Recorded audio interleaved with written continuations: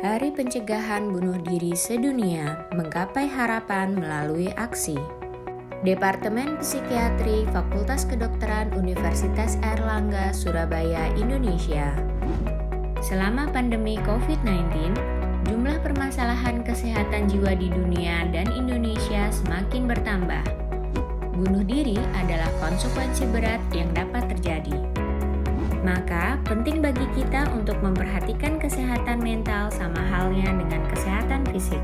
Menurut data dari WHO, lebih dari 800.000 orang meninggal karena bunuh diri setiap tahun. Artinya, ada satu orang setiap 40 detik.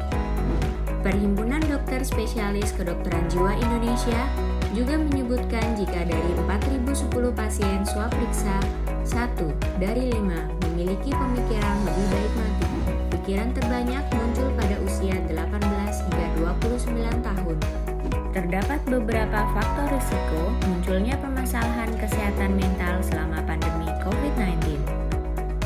Tingginya angka kesakitan dan kematian, stigma negatif terkait COVID-19, krisis sosial, permasalahan ekonomi, penutupan beberapa daerah risiko tinggi, tersebarnya misinformasi dan disinformasi, adaptasi kebiasaan baru seperti bersekolah dan bekerja dari rumah, kehilangan dukungan orang terdekat, serta keterbatasan fasilitas pelayanan kesehatan, termasuk pelayanan kesehatan mental. Berikut ini adalah hal-hal yang membuat seseorang lebih berisiko melakukan bunuh diri. Riwayat percobaan bunuh diri sebelumnya, memiliki masalah hubungan, melakukan hal-hal yang berbahaya, kematian orang terdekat atau keluarga, riwayat masalah mental sebelumnya, korban perundungan, kehilangan keluarga atau teman karena bunuh diri, disabilitas atau penyakit kronis lain, dan riwayat penyalahgunaan alkohol dan obat-obatan terlarang. Berikut ini adalah tanda-tanda orang yang akan melakukan bunuh diri. Membicarakan hal-hal terkait bunuh diri. Tidak memiliki harapan hidup dan adanya pengalaman tersakiti yang teramat sangat. Perubahan atau gangguan pola tidur. Mendatangi orang untuk mengucapkan selamat tinggal.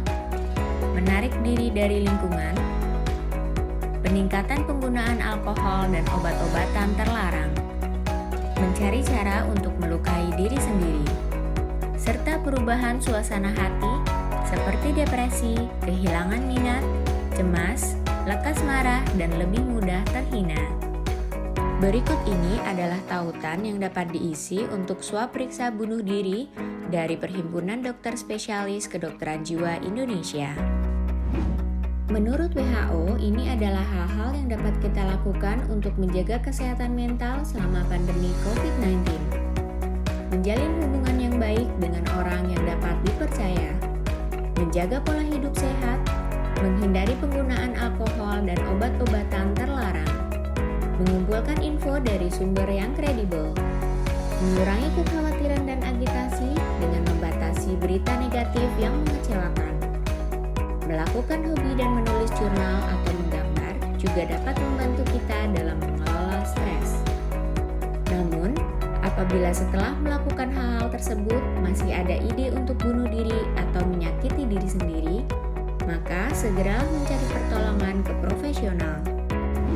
Hal-hal yang dapat kita lakukan ketika menghadapi orang dengan ide bunuh diri antara lain, bersikap sabar dan berusaha terlihat tenang, mendengarkan mereka tanpa terkesan menghakimi, tanyakan pertanyaan terbuka, tunjukkan bahwa Anda benar-benar mendengarkan dan memahami dengan menyimpulkan dan menyatakan poin-poin penting yang mereka sampaikan, serta tunjukkanlah empati yang baik. Berikut ini adalah hal-hal yang sebaiknya tidak kita lakukan ketika menghadapi orang dengan ide bunuh diri. Berdebat tentang ide atau percobaan bunuh diri. Membicarakan tentang benar atau salah, dosa atau tidak. Membandingkan atau mengecilkan masalah mereka. Memberikan reassurance seperti jangan khawatir, sabar, yang tabah, dan semuanya akan baik-baik saja. Menginterupsi dengan bercerita tentang masalah pribadi kita. Menunjukkan bahasa tubuh yang negatif, menantang mereka untuk betul-betul melakukan bunuh diri, serta buru-buru melabeli mereka dengan diagnosa gangguan jiwa. Untuk menumbuhkan harapan mereka kembali, ada beberapa aksi nyata yang dapat kita lakukan, seperti membuat kelompok dukungan teman sebaya, senantiasa menemaninya dan menawarkan bantuan profesional, hotline krisis, fasilitas shelter bunuh diri, serta pendampingan religi apabila dibutuhkan.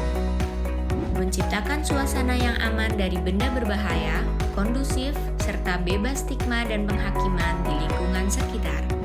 Pencegahan bunuh diri memerlukan kerjasama dan koordinasi dari semua pihak. Maka, mari kita mulai dari diri kita dengan menciptakan harapan kepada mereka melalui aksi nyata. Bersama, kita bisa mencegah bunuh diri.